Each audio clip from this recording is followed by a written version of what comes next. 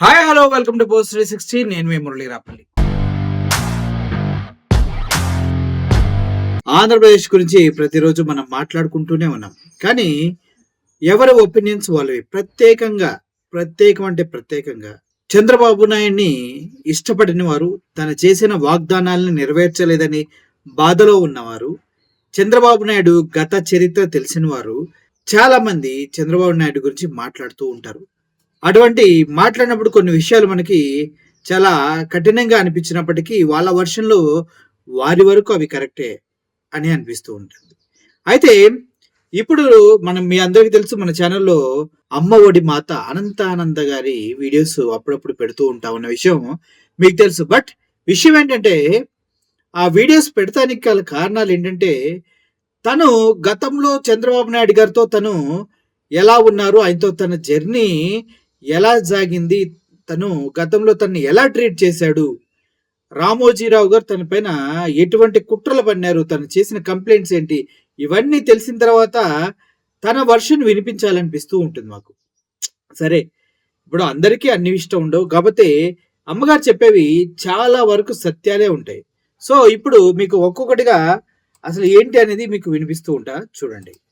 రీసెంట్గా చంద్రబాబు నాయుడు గారు భారతదేశంలో ఉన్నటువంటి అందరు సీఎంల కన్నా రిచెస్ట్ సీఎం అంటూ ఏడిఆర్ సంస్థ ఒక నివేదిక ఇవ్వడం జరిగింది. అందుట్లో 930 కోట్లతో ఆంధ్రప్రదేశ్ సీఎం చంద్రబాబు నాయుడు గారు దేశంలోని అత్యంత ధనవంతుడైన సీఎంగా ఏడిఆర్ సంస్థ అభివర్ణించింది. కానీ వాస్తవానికి చంద్రబాబు నాయుడు గారు 2019లోనే ఆయన మాట్లాడుతూ చెప్పిన విషయం ఏంటంటే, నా ఆస్తి 1,00,000 కోట్లు అంటూ ఆయన డిక్లరేషన్ ఇవ్వడం జరిగింది.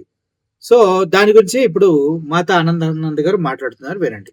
హరి ఓం వీక్షకులారా, ఏడిఆర్ అనే సంస్థ చెప్పిందట చంద్రబాబు గారి ఆస్తి 931 కోట్లకు పైన అని. పాపం, పూర్ ఎనాలిసిస్. ఎందుకంటే చంబా గారే స్వయంగా చెప్పుకున్నారు తన ఆస్తి 1,00,000 కోట్లని. 2 ఎకరాల ఆసామీ సుపుత్రుడు రాజకీయాల్లోకి వచ్చాక, తెదేపాలోకి చేరాక, అంతకంటే ముఖ్యంగా మామని తోసి కింద పడేసి తాను సీట్ ఎక్కాక, ఈ హెరిటేజ్ షేర్లు ఎన్ని బైబ్యాక్లు చేశాడో, ఎన్ని జిమ్మిక్కులు చేశాడో కానీ తానే స్వయంగా చెప్పుకున్నాడు 1,00,000 కోట్లు తన ఆస్తులని.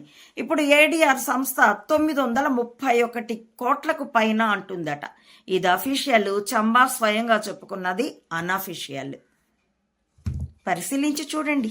ఓకే, ఆయన ఆస్తి మొత్తం 1,00,000 కోట్లు ఎప్పుడో దాటిపోయింది. ఇప్పుడు ఏడిఆర్ సంస్థ క్లియర్ గా చెప్పింది ఏంటంటే, నాకు తెలిసి ఆయన ఎలక్షన్ అఫిడవిట్ లో దాఖలు చేసింది. అదేవిధంగా ఇప్పుడు అధికారంలోకి వచ్చిన తర్వాత హెరిటేజ్ అన్ని షేర్లు పెరిగిన వాటిని కలుపుకొని చెప్పుకుంటారు. అవి అఫీషియల్, ఇది అన్అఫీషియల్ అని చెప్తూ ఉన్నారు. అదేవిధంగా మాతా అనంతానంద గారు మాట్లాడుతూ ఇంకో విషయమై, ట్యాంపరింగ్ అనేది శాశ్వతంగా చంద్రబాబు నాయుడు గారు చేయబోతూ ఉన్నారా, గతంలో కూడా అలాగే చేసి అధికారంలోకి వచ్చారా అన్న విషయం $100 క్వశ్చన్ ప్రతి ఒక్కరు ఇప్పటికీ ఆలోచిస్తూ ఉన్నారు. నిజంగానే ట్యాంపరింగ్ అనేది జరిగింది అనేది మనకు ఎవరికి తెలియనప్పటికీ మాతా అనంతానంద గారి వర్షన్ ఎలా కూటమి ప్రభుత్వం మధ్యతరగతి మానవుడి జీవితాన్ని, సామాన్యుల జీవితాన్ని ఎత్తి చెత్తకుప్పలో వేసిందండి. బ్రతకగలిగే స్థితి కనిపించడం లేదు. ఇంకా 4.5 సంవత్సరాలు తదుపరైనా ట్యాంపర్ కాబట్టి శాశ్వతంగా గెలిచి కూర్చుంటాడు కూటమి. ఈ సామాన్యులు ఎలా బ్రతకాలో వాళ్ళ విజ్ఞతకే వదిలేయాలి. That's all. చూసారా ఎంత క్లారిటీగా చెప్తూ ఉన్నారో. కంపల్సరీగా తర్వాత కూడా ట్యాంపరింగ్ చేసి తనే గెలుస్తాడని నమ్మకంతో ఉన్నాడు. సామాన్యుల బ్రతుకులు ఏమవుతాయో అంటూ విచారం వ్యక్తం చేస్తూ ఉన్నారు మాతా అనంతానంద గారు. ఏదైనా కూడా పెద్ద వ్యక్తులు వారు అనుభవంతో వచ్చిన మాటల్ని మనకు చెప్తూ ఉంటారు. వాటిలో వాస్తవాలు కంపల్సరీగా ఉంటాయి. గమనించటంలోనే మనం ఫెయిల్ అవుతూ ఉంటాం. అలా ఫెయిల్ కాకుండా వాస్తవాలు ఏంటని గమనించే ప్రయత్నంగానే ఈ వీడియోస్ మీకు అందించడం జరుగుతుంది. ఒకవేళ వాస్తవాలా అవాస్తవాలా మాతా అనంతానంద గారి సొంత ఒపీనియన్ అయినా ఉండొచ్చు. బట్ ఇలా జరిగే ఛాన్స్ ఉందని తన పాసిబిలిటీస్, ప్రాబబిలిటీ చెప్తూ ఉన్నారు కాబట్టి నేను ఆ విషయాన్ని మీకు కూడా అందచేయాలనే ఆలోచనతో ఈ వీడియోస్ మీకు అందించడం జరుగుతుంది. సో, నిత్యావసర సరుకుల ధరల గురించి గతంలో చంద్రబాబు నాయుడు గవర్నమెంట్ ఏమేమి చెప్పిందో మనందరికీ తెలుసు. ధరలు తగ్గిస్తామని చెప్పింది. వంట నూనె ధరలు ఇప్పుడు కూడా అప్పట్లో జగన్మోహన్ రెడ్డి ఉన్నప్పుడు రూ. 110 ఉండేది. 105, 110 అలా అమ్మేవారు. ఇప్పుడు 150 దాటిపోయింది. అలాగే నిత్యావసర సరుకుల ధరలు మొత్తం కూడా ఆకాశాన్ని అంటుతూ ఉన్నాయి. గతంలో లోకేష్ గారు ఒక దగ్గర మాట్లాడుతూ నిత్యావసర ధరలు ఎందుకు పెరుగుతున్నాయో తెలుసమ్మా? కర్ణాటక నుంచి మనకి పెట్రోల్ కాస్ట్ రూ. 12 తేడా ఉంది. ఆ రూ. 12 తేడా వల్ల నిత్యావసర వస్తువుల ధరలు పెరుగుతూ ఉన్నాయి. నేనొస్తే అట్లన్నిటిని తగ్గించేస్తానమ్మా అంటూ కర్ణాటక బోర్డర్‌లో పెట్టిన ఒక మీటింగ్‌లో మాట్లాడటం జరిగింది. ఆ వీడియో కూడా మీకు ప్లే చేస్తా చూడండి. ఒక్క నిమిషం అమ్మ అయినమ్మా ఒక్క నిమిషం అమ్మా అమ్మ ధరలు ఇంత పెరిగినట్టు దానికి కారణం పెట్రోల్ డీజిల్ పైన వేసే పన్ను. మనకి కర్ణాటకకి ₹12 లీటర్ డీజిల్ తేడా. అక్కడ ₹12 తక్కువ దొరుకుతున్నాయి. దానివల్ల అన్ని ధరలు పెరిగినాయి. రేపు అధికారులకు వచ్చిన తర్వాత పనులన్నీ తగ్గిస్తాం. నిత్యావసర సరుకుల ధరలు తగ్గించే బాధ్యత మేము తీసుకుంటాం. బాగున్నప్పుడు ఎప్పుడు పెరగలే కదా ఇంత, మళ్ళీ ఇప్పుడు పెరిగింది కనుక తగ్గించే బాధ్యత మేము తీసుకుంటాం. ఓకేనా? వెళ్ళొస్తా తల్లి, ఉంటానమ్మా. చూశారు కదా! అయినప్పటికీ ఇప్పుడు నిత్యావసర వస్తువుల ధరలు అనేవి తగ్గలేకపోగా బీభత్సంగా డబుల్ కరెంటు బిల్లులు, ట్రిపుల్ కరెంటు బిల్లులు వస్తూ ఉన్నాయి. ప్రజలు వాళ్ళ ఆర్థిక పరిస్థితిని మర్చిపోయి కొనుగోలు శక్తి తగ్గిపోయి జీఎస్టీ అనేది దారుణంగా పడిపోయింది. సో, జీఎస్టీ పడిపోయిందంటే ప్రజల్లో అభివృద్ధి లేదు అని అన్నమాట. అదేవిధంగా ఒకసారి అనంతానంద గారు నిత్యావసర వస్తువుల గురించి ఆవిడేమంటున్నారో విందాం.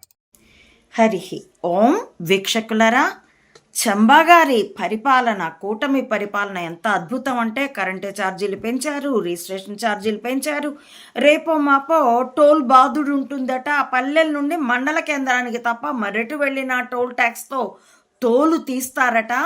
అసలు నిత్యావసర వస్తువుల ధరలైతే ఏమీ కొనగలిగే స్థితిలో లేదండి మా మధ్యతరగతి మానవుడు. ఉల్లిగడ్డ ₹60 అంత ధరైనా సరే పోనీ నాణ్యమైన సరుకు దొరుకుతుందా అంటే ఉల్లిగడ్డ కోస్తే కనీసం 10 పొరల్లో 6 పొరలు కుళ్ళే ఉంటాయి. చెత్తబుట్టలో వేయడం తప్ప ఇంకోటి లేదు. ఎవరు బహుశా సీజ్ ద షిప్ అనడం లేదనుకుంటాను. నేరుగా నిత్యావసర వస్తువులన్నీ కూడాను స్మగుల్ అవుతూ ఉన్నట్లు ఉన్నాయి. మధ్యతరగతి మానవుడి బ్రతుకు చెత్త కుప్పలో వేయబడింది. That's all.